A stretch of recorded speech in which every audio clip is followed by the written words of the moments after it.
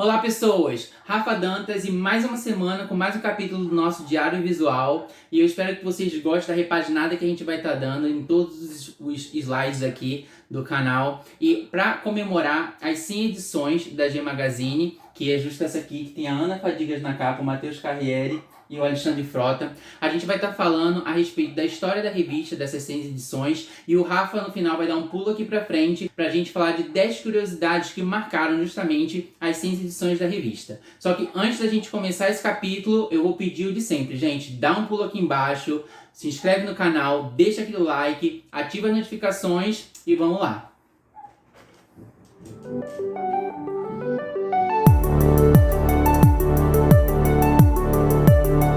Projeto Diário Visual hoje em questão, capítulo 100, Sem luta não há vitória. A edição número 100 foi um marco de celebração da história da revista e de todos que estiveram envolvidos na trajetória de sucesso da G Magazine. Todas as sessões, matérias e colunas celebravam, de acordo com a sua temática, a vitória da publicação chegar num número tão significativo em vista dos inúmeros obstáculos enfrentados em 9 anos de história frente a uma sociedade majoritariamente machista e homofóbica. Em seu recado, a Ana admitia a escola que a G se tornara em sua vida. O Televisão celebrava seu legado de 7 anos como o escritor mais aclamado da história da revista. E a seção Diversidade, com as colunas Trans, Positivo, Lésbicas, Urso e Família, falaram da conquista de falarmos sobre a pluralidade do universo LGBTQIA+, ao longo dessas 100 edições. A seção retrospectiva em Direito e Cidadania relembrou os fatos mais marcantes que contribuíram para a visibilidade e garantia de direitos ao redor do mundo, como a primeira equipe médica especialista em operação de resignação sexual no Brasil, autorizada pelo Conselho Federal de Medicina em 1997, a Dinamarca sendo o primeiro país a legalizar a união civil de pessoas do mesmo sexo, a primeira vez que um homossexual foi autorizado pela Justiça de Porto Alegre a incluir seu companheiro como titular do seu plano de saúde e aposentadoria em 1998. Em 99, a aprovação de adoção de um professor gay carioca. A vitória de Eugênia a manter a guarda de Chicão, filho da Cássia Eller, sua esposa, e por aí vai. Em meio a tantos momentos importantes, a entrevista com Yara Bernardi, deputada federal pelo PT, mostrava a importância de termos vozes, sendo LGBT ou simpatizantes, que lutem e façam valer nossos direitos frente à sociedade. Quero uma sociedade livre, onde todos e todas possam viver com harmonia e ter sua identidade de gênero e orientação sexual respeitadas. Até os dias atuais, ela luta por causas LGBT, como em 2017, quando propôs a Frente Parlamentar pela Cidadania LGBTQIA+, e reconhecimento do nome social. Em 100 edições de dicas de filmes, a seção Cinema sugeria várias opções para montarmos nossa videoteca LGBT com filmes dos mais diversos gêneros.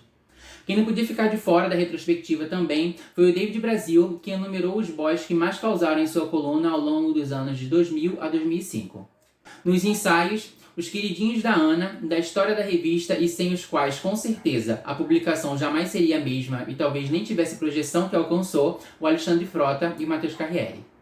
Nessa edição comemorativa, a capa da revista foi justo com os dois abraçados com a Ana, que está com um sorriso lindo no rosto, estampando a alegria e o sucesso que a revista se tornara em virtude da sua coragem e de todos que mergulharam junto a ela nessa aventura. O primeiro ensaio ficou com Frota, mais um dirigido e idealizado pelo próprio, que trouxe uma mescla de pegação na balada, junto a um dos maiores fetiches da história do meio gay, o famigerado banheirão. Totalmente bem resolvido com sua sexualidade e liberdade artística, ele se entregou ao personagem, tornando verossímil em cada clique a proposta do seu ensaio. O ensaio do Matheus teve um ar mais etéreo, personificando um anjo da noite pelas ruas da cidade, mostrando mais uma vez todo o ápice da sua beleza e forma física. E para alimentar a imaginação dos leitores, um ensaio conjunto dos dois, numa luta fomentando a fantasia de uma pegação homoerótica, mas dessa vez sem nudez. O algo a mais ficou a cargo do lúdico dos espectadores. Agora o Rafa vai dar um pulo aqui para frente, para a gente falar de 10 fatos que marcaram 100 edições de sucesso.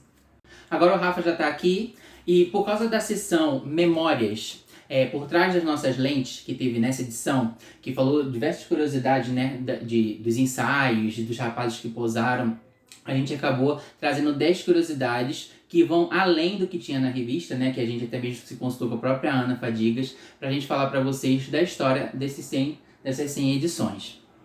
E a décima curiosidade que a gente enumerou, que é o modelo que assinou o contrato e não atendeu às exigências, foi justamente a primeira edição da G Magazine. Antes disso, né, ela era Banana Louca. Isso. E ela foi reformulada para G Magazine justamente para trazer o impacto da nudez masculina com a ereção.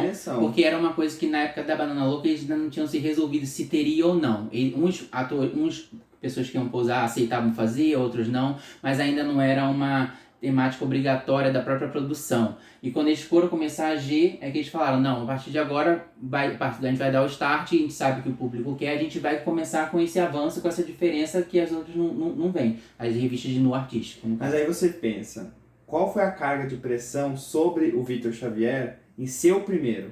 Porque deve ter sido difícil para ele. Realmente, mas o problema é que justamente existia um contrato a ser assinado. Sim. Em que você sabia como é que você deveria estar. Então ele foi anunciado como a primeira capa da G Magazine, ele assinou o contrato falando que sairia dessa forma, mas o ensaio dele realmente não tem, porque quando chegou a hora de tirar as fotos, ele pulou fora do barco. Não pulou fora do barco ao ponto de não sair no ensaio, que a G acabou lançando o ensaio dele assim mesmo, sem ter uma das demandas, né, que o contrato exigia. Ao longo dessas 100 edições ele foi o único? Foi, né? Depois todas as capas tiveram. Depois todas as capas tiveram. Ele foi o único que pôde, tipo assim, burlar o contrato, uma cláusula que estava justamente no contrato. A nona curiosidade, então, é a influência da Kelly Key na produção de uma edição da G Magazine. Por incrível que pareça, na época a Kelly Key acho que posou para Playboy e o Latino aceitou posar para G. Eles eram casados? Eram. E o que muita gente não sabe é que constava no contrato Latino que a Kelly Key seria responsável por escolher as fotos que sairiam no ensaio dele. Eu, da minha opinião pessoal, eu acho que ou ela não tem um gosto muito bom para escolher foto, ou na concepção dela, tipo assim, ó, ela escolheu umas fotos que pelo menos não vai chamar tanta atenção pro meu marido, porque eu acho o ensaio do Latino fraquíssimo. Eu acho que nessa curiosidade fica a dúvida, aquele que tem mau gosto ou ela quis preservar o Latino? O marido dela, pois é, eu não sei, mas nem... Apesar de preservar de quê, né? Ele tá pelado, tá... Sei lá, talvez se as pessoas não achassem o ensaio dele interessante, as pessoas iam comprar menos a revista, não sei. Pode ser. Mas bem pra quem fetichizava a pessoa do Latino, não ia ter essa percepção como a gente tem, como pessoas que não fetichizam o Latino, né? É verdade. Simplesmente eu olho o ensaio em que eu acho que as fotos ficaram artisticamente bem fracas. Uhum. E na posição número 8, por incrível que pareça, a gente vai falar do Louro José, que foi responsável por uma grande mudança momentos antes da edição número 10 ser lançada. Muita gente não sabe, mas a edição número 10 ela tem um modelo asiático na capa, mas não era nada disso planejado. Quem tinha assinado o contrato para fazer a revista foi o Marcos Ferraz, que era assistente de palco da Ana Maria Braga. Então a produção foi lá, tirou as fotos dele. Tipo, o gancho para a divulgação da revista seria justamente uma pessoa que estava com um carro que ia dar visibilidade justamente para fazer a publicidade da revista lançada nas bancas, né? E aí na hora H meio que deu tudo errado, porque o Marcos acabou perdendo emprego, né? Não, eu não sei nem se ele perdeu o emprego. Essa parte, ele foi substituído. Quem começou a ser o assistente de palco da Ana Maria mesmo, que ficou à frente, chamando mais atenção com ela, foi o Louro José. Aí, com isso, a produção já tinha feito o ensaio também com o Sandro Zanata, que é E esse é o desejo da revista. Sim, que era o modelo asiático. Mas eles gostaram tanto do ensaio do Sandro, e eles pensaram, como a gente não vai ter mais o golpe de publicidade com o Marcos sendo assistente da Ana Maria, eles acabaram trocando, colocando o Sandro Zanata na capa e o Marcos como desejo. Mas dentro da revista, as partes deles, na parte do livro dentro, o Marcos ainda está escrito tipo a loginho como capa e o Sandro como desejo, mesmo o Sandro tendo saído na capa e sendo o primeiro asiático a ser capa da G Magazine. Provavelmente já devia estar tudo editado dessa forma, né? E assim foi. Só foi a capa mesmo que eles conseguiram fazer a alteração a tempo. Algumas edições depois, o Sandro Zanata voltou a capa da G com o Sexy Power Man, isso. A sétima curiosidade que a gente trouxe para vocês é que a edição uma edição da G que esperou meses para ser lançada, foi engavetada. Isso aí eu acho que todo mundo que acompanha o canal já tá meio por dentro de saber que foi justamente a edição do Matheus Carriere.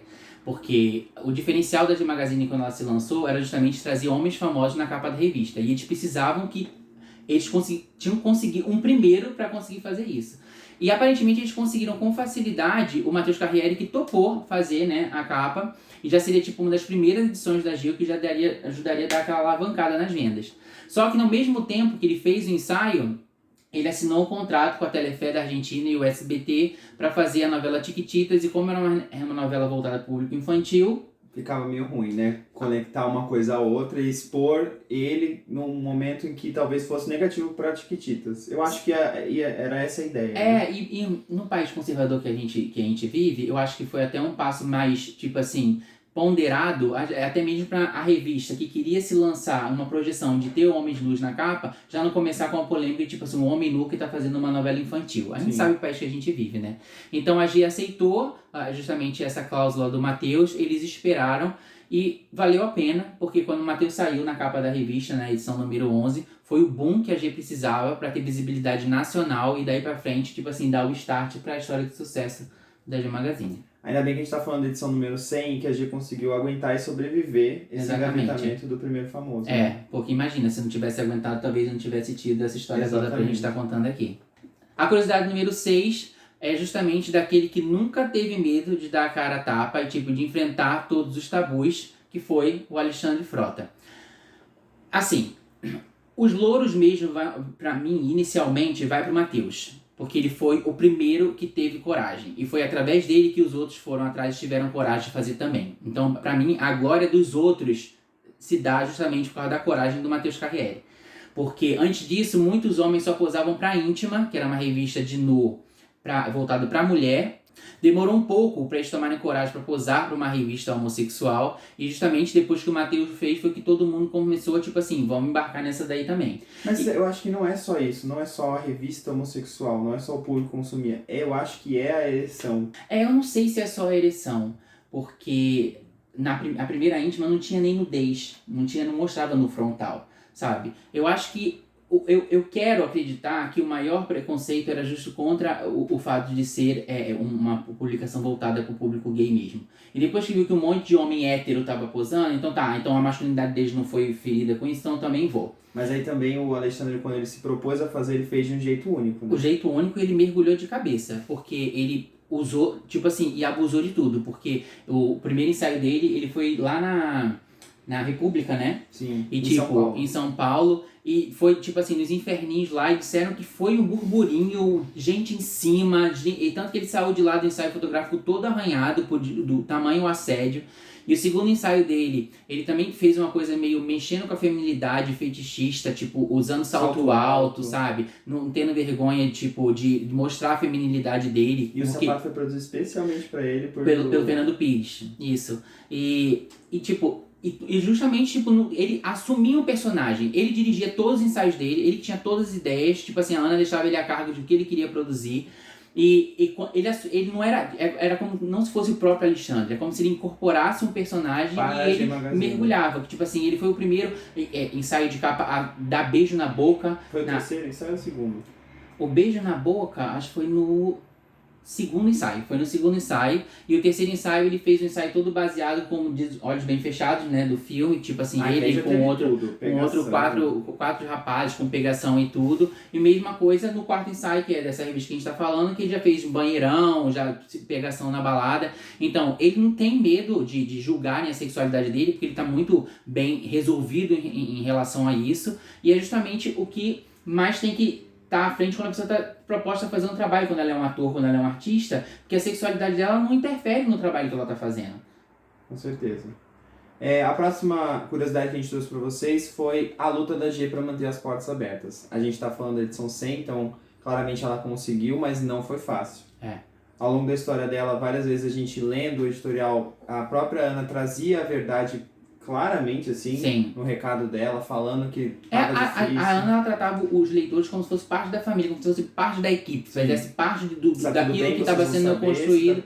Exatamente. Por quê? os anunciantes não tinham, né? Tipo assim, anunciante era tipo termas, era boate, mas grandes anunciantes, montadoras de carros, bancos, isso não queria anunciar ali, não queria ter o nome associado a uma publicação homossexual. E isso era o que justamente pagava e ajudava, tipo, a contratar grandes pessoas pra saírem na capa. E aí, tá faltando artista. Gente, não aparece publicidade boa pra conseguir entrar um dinheiro bom pra você pagar uma pessoa que pede um pouco mais de dinheiro pra sair na capa no Nu. Aí você tem que ir administrando com as pessoas que estão topando posar. Eu lembro uma edição que uma empresa de TV a cabo anunciou e foi a maior comemoração, né? Sim, foi. E aí era sempre engraçado quando acontecia essas coisas. Isso é um marco e estamos com esperança que pra frente, aí voltava as vacas magras. A vaca magra, ninguém posava mais. Tanto que na edição número 70, que tem o Julian Rigueto na capa, a revista foi reduzida em 20 páginas. Ela tinha na época 3 ensaios, aí quando veio a do Julian Rigueto, ela reduziu para 2 ensaios só, que foi o Capa e o Desejo. Antes eu acho que tinha, que era Fetiche, ou era Lolita, uma coisa dessa. Reduziram para 2, que tipo assim, vamos tentar reduzir as páginas para tentar sobreviver e continuar a manter a publicação aí, né? E que bom que a Ana foi essa guerreira, né, que conseguiu, tipo, chegar lá, tipo, onde a gente tá hoje aqui, tipo, celebrando a 100ª edição da G Magazine e fazendo que a gente tivesse acesso a todo esse conteúdo que não enriqueceu só os nossos olhos, os nossos fetiches através das fotos de rapazes, mas justamente a respeito da nossa cidadania e dos nossos direitos diante da sociedade, né? E eu acho que se vocês puderem voltar lá na entrevista que a Ana deu aqui pro G em Questão, vocês vão ver que ela fala isso, nunca foi pelo dinheiro. Sim. Sempre foi para criar um espaço de discussão para o movimento LGBT brasileiro. Então, claramente, ela deixava isso claro nessa história de altos e baixos. E eu acho que também tem o mérito das pessoas que abraçaram a G e nunca abandonaram ela. Porque eles falavam, mandavam cartas do tipo, eu não vou deixar de comprar, tá ficando mais caro. É verdade, tinham leitores que falavam, tá ficando mais caro, mas eu tô sabendo que vocês estão passando, mas a G é tão importante pra mim, pra minha história. Agora eu tô comprando 5 edições em vez de uma edição só. Gente fazia 2 assinaturas. Tô fazendo 2 assinaturas, tô distribuindo pros meus amigos, mas a G vai continuar de portas abertas. Então você vê que o público que consumia a G, que sabia, que dava importância, o valor que ela tinha, ajudou bastante a ela a seguir em frente. Sim. Aí, curiosidade número 4, é o jogador que levou a G pro mundo inteiro.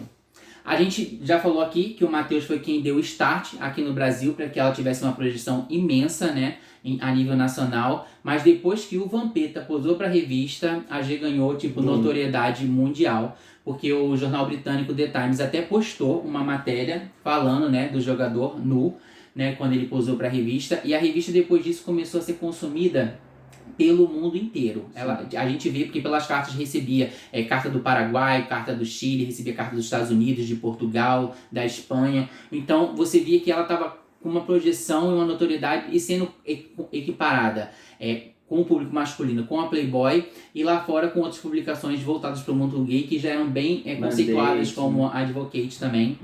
Então o Vampeta, ele posou, acredito eu, mais por vaidade do que qualquer outra coisa, porque o Alex Sanches, quando posou, eles tinham uma roda de pagode, de samba, que ele acabou falando, não, cara, posa lá, é mó maneiro. Aí ele incentivou o Vampeta, incentivou o Diney, mas o Vampeta foi lá, posou, e tanto que a preocupação dele não era com dinheiro, porque o Vampeta era jogador que jogava na seleção, em times internacionais como o PSV, né, e outros, que o Vampeta usou todo o cachê para reformar um cinema histórico da cidade de nascença dele, Nazaré, lá na Bahia.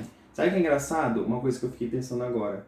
O Vampeta foi responsável por essa internacionalização, mas a G teve uma capa de uma pessoa internacional que é o Ônico Curulo. O Ônico Curulo, sim, o guitarrista. E engraçado que isso não teve a mesma repercussão. Repercussão do que o Vampeta, porque a notoriedade do Vampeta na época era muito grande. E você vê, tipo assim, o Vampeta estava inserido num meio completamente machista, mas que isso não impediu de que a revista tivesse uma notoriedade, tipo, mundialmente falando. A fetichização do jogador de futebol, né?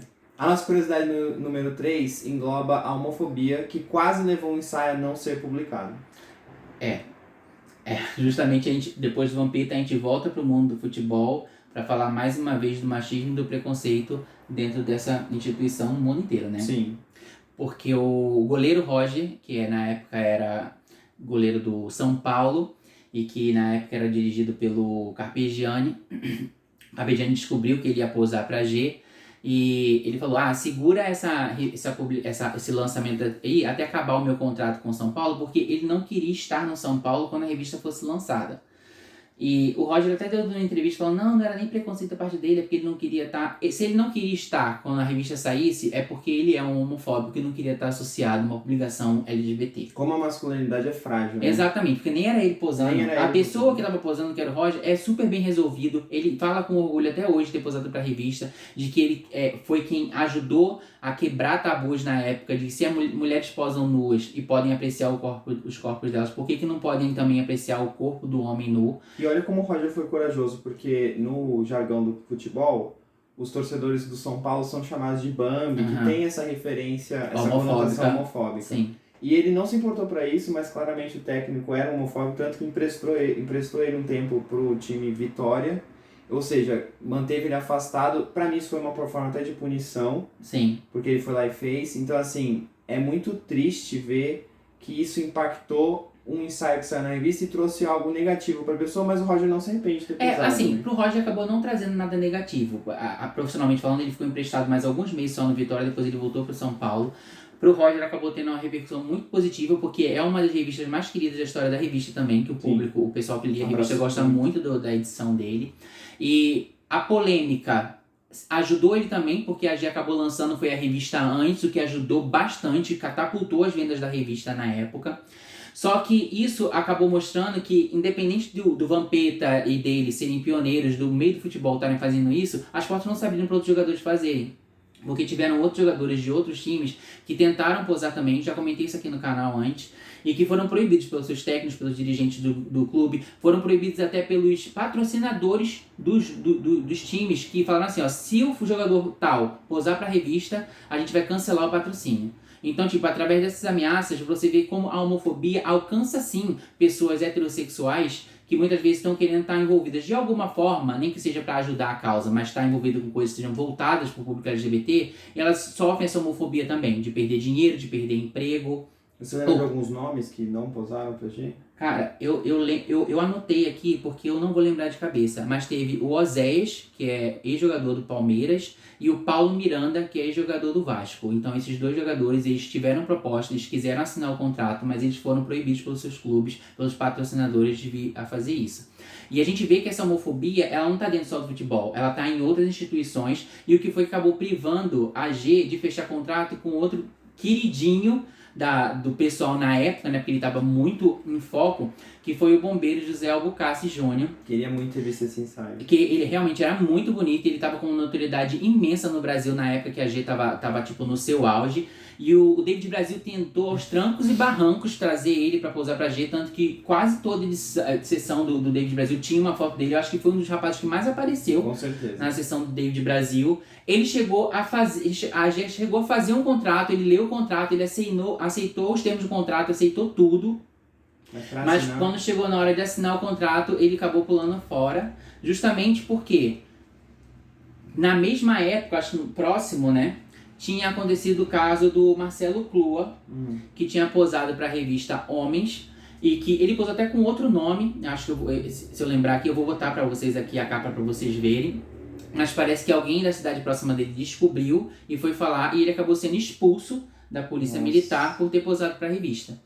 Então, uma pessoa que faz parte de uma corporação, ela, tipo assim, não é só o medo da homofobia, dos amigos fazerem chacota, porque isso tudo acontece. É o medo de você ser expulso da sua corporação por causa da homofobia, e a lei, a própria justiça, não tá ali do teu lado para te defender justamente contra esse ato homofóbico. Porque não faz sentido, é a vida pessoal. Exatamente, e o Marcelo Clua, depois que ele foi expulso, ele até posou mais pra frente de novo para homens, isso até já usando como sarro a própria farda da polícia, usando o próprio ensaio, coisa que ele não fez da primeira vez, mas a gente vê como certas coisas, ou certos homens que a gente esperava que tivesse saído na revista, não posaram justamente por causa dessa homofobia que às vezes não chegaram até os nossos ouvidos naquela época, né? E esse mesmo medo da homofobia também levou os produtores da G a mudarem um pouco um ensaio que acabou acontecendo com o Capa, que é outro jogador de futebol, que é esse meio tão machista, que foi o Túlio. Isso. A gente ficou sabendo de informação direta da Ana Fadigas, que o Túlio, quando chegou para fazer o ensaio, ele tava com um bronzeamento artificial. Só que de uma... De fio dental. Ele fez o bronzeamento artificial de fio dental. Então, eu acredito até que isso foi até um carinho dele, pra justamente pro meio homossexual, pra justamente, tipo assim, ser uma coisa fetichista, de ver o jogador de futebol, que é aquela coisa hiper masculinizada na sociedade, e você vê ele daquele jeito que mexe com o fetiche de muito homossexual. Só que a própria G, quando viu, falou assim, não, Túlio, a gente prefere que você espere mais um tempo para tirar as fotos, mas você não esteja com essa marca, porque eles quiseram poupar ele. Não só da homofobia da própria sociedade, e essa parte agora acaba sendo a parte mais triste. Porque a gente sabe que poderia acontecer da sociedade heteronormativa justamente transformar ele em chacota. Mas aparentemente nisso ele já estava até preparado, porque como ele mesmo que foi assim, tirar a foto que ele quis. Mas ele enfrentaria um preconceito imenso do próprio meio homossexual, porque os leitores da G escreviam bastante para criticar quando alguns rapazes posavam e que saíam com foto parecendo um pouco mais afeminado. Eu já comentei isso aqui no capítulo 2, falando da revista número 2, né? Que é com o Alex Rivera, que o pessoal recebeu uma enxurrada de cara falando, nossa, ele tá muito afeminado, parecendo uma mulher nessas fotos. Então a gente vê que o próprio meio poderia justamente ser homofóbico com um homem hétero que estava tentando fazer alguma coisa para ser mais fetichista pro próprio público homossexual. Não faz sentido. Então eu acabo vendo a direção da revista teve justamente essa preocupação, essa cautela para poupar uma pessoa que estava sendo tão querida com a produção para estar posando para a revista, para ele não ter que passar por esse tipo de constrangimento. Então essa curiosidade mostra ao longo dessa história de 100 edições como a homofobia forjou as capas da G. A gente poderia ter tido várias outras capas. Sim, muita gente deve ter fugido de ter posado justamente pela repercussão que poderia dar negativa, né? Mas foi do jeito que foi. Exatamente. E foi sucesso mesmo assim, né? Sim. A curiosidade número 2 vai deixar as viadas tudo nervosa. Porque ela foi a primeira mulher que quase foi capa da G Magazine, mas foi por muito pouco. Eu não sei se vocês sabem, mas a Gretchen quase foi capa da G Magazine. Imagina a rainha dos gays, a rainha dos memes. A rainha dos memes, capa da G Magazine. Pois é, foi na edição número 62, quando o Cláudio Farias, que era noivo dela, foi capa. Eles fizeram ensaio, fecharam o contrato, a Gretchen ia sair na capa junto com ele, porque eles estavam noivos. Ela ia aparecer em algumas fotos do ensaio também. Mas, infelizmente, eles tiveram aquela briga que rolou mó polêmica na época de agressão e tudo, né? Terminou o noivado. Terminou o noivado. E tanto que na própria ensaio do Cláudio, nem se fala quem era a noiva dele. Ele fez todo o ensaio baseado no noivo, se preparando pro casamento, mas nem fala quem era a noiva dele, né? Fica implícito porque a gente sabia por causa das notícias da época. Mas o Cláudio era uma pessoa tão complicada que ele acabou falecendo 2 meses depois do ensaio dele ter saído das bancas. Através de um confronto lá, problema de drogas, e as coisas que eu já falei aqui no canal também, quando a gente analisou a revista dele, que eu vou deixar o link aqui em cima se vocês quiserem dar uma olhada lá nessa curiosidade. Gente, mas teria sido icônico. Imagina a Gretchen na capa da G, gente. Nossa, icônico. Lacrador.